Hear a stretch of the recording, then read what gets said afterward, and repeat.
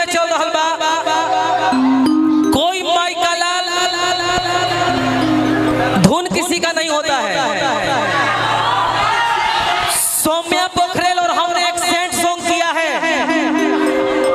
मैंने गाया अखियां से आंसू हमारा रुकत नहीं खे हो, दिलवा के हाल के हो बुझत नहीं खे हो। अब तो तोहरा घर की दिया सुनाए लगो,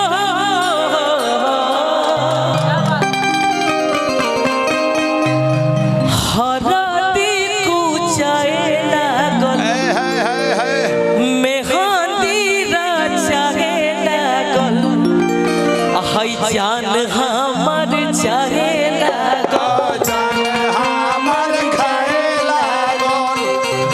ई गाना आप सब सुनम जा हमके बहुत आसान पूरा विश्वास है। पाखी जी हेलो।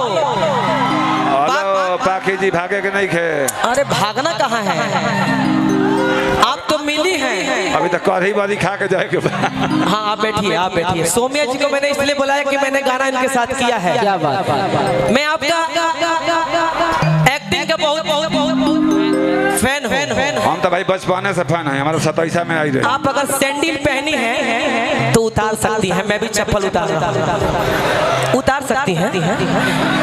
मतलब इसलिए कि एक्टिंग। पाखी जी सैंडल उठा के हैंडल पर हो जाइए, खोल दीजिए, कोई दिक्कत नहीं है, उससे आपके पाँव गंदे नहीं होंगे।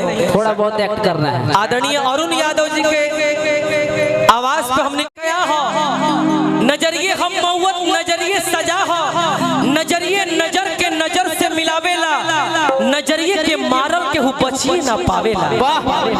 मेरे इस गाने के बाद मैं अपने बाबा के ऊपर एक मुखड़ा गाऊंगा निर्गुण, उसके बाद अगला कलाकार को मौका दूंगा। मैं ज्यादा समय नहीं लूंगा, लेकिन थोड़ा सा भाव देखना चाहता हूं मैं आपका।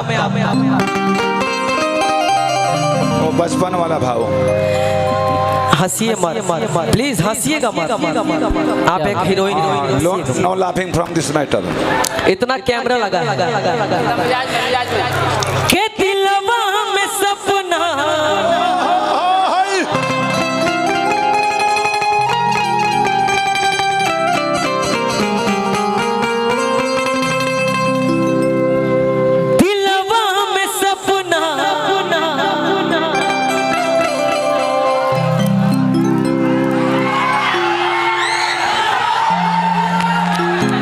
प्यार के कहले बताई दोनों हाथ उठावे भाई। सब कहले बा प्यार, पाखी जी कहले बारी पागल प्रेमी सब बह जाए।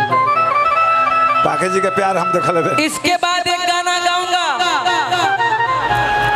उड़ जाए कटन सुगनवा,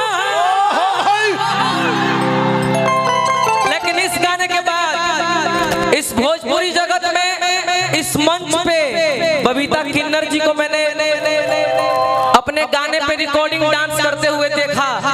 अवतार कोई के नौकरिया जाके कीन ली हो तू बजरिया,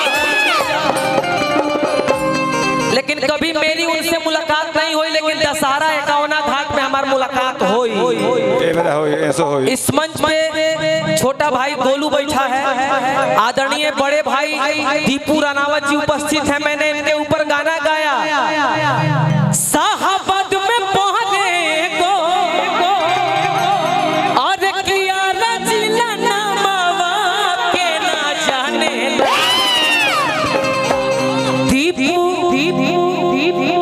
रानावत यादव के नामावा के न जाने ला। बड़ी बड़ी बड़ी सोम पर धुआं फेंकल। वाह वाह वाह, थोड़ा सा भाव के दिलवा में सब होना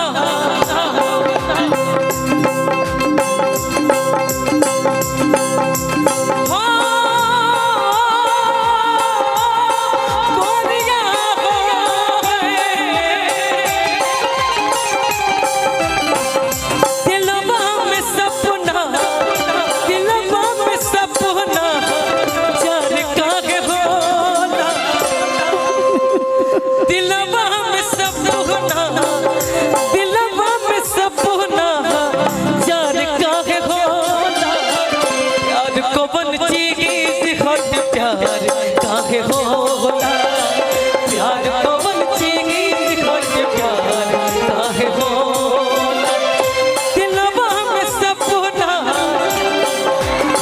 जियो से ओ कोनिया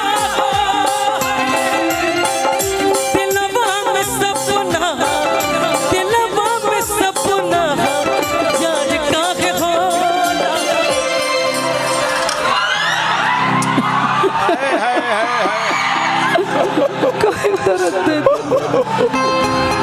हर के प्यार को बन चीज हट के प्यार काहे होला, प्यार को बन चीज हट के प्यार काहे होला, ताकत रहते तुझको शाम सवेरे, नैनों में बसिया जैसे नैन तेरे, नैनों में बसिया जैसे नैन तेरे मस्त मस्त सोने मेरे दिल का ले गए चैन, मेरे दिल का ले गए चैन, तेरे मस्त मस्त सोने, तेरे मस्त मस्त सोने मेरे दिल का ले गए चैन, मेरे दिल का ले गए चैन, तेरे मस्त मस्त सोने।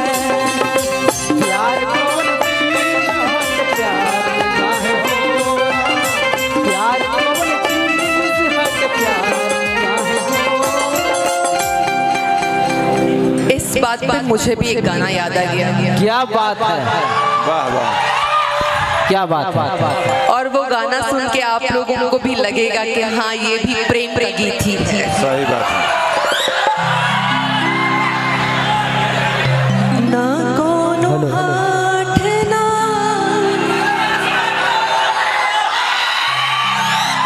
ना कोनो हाथ ना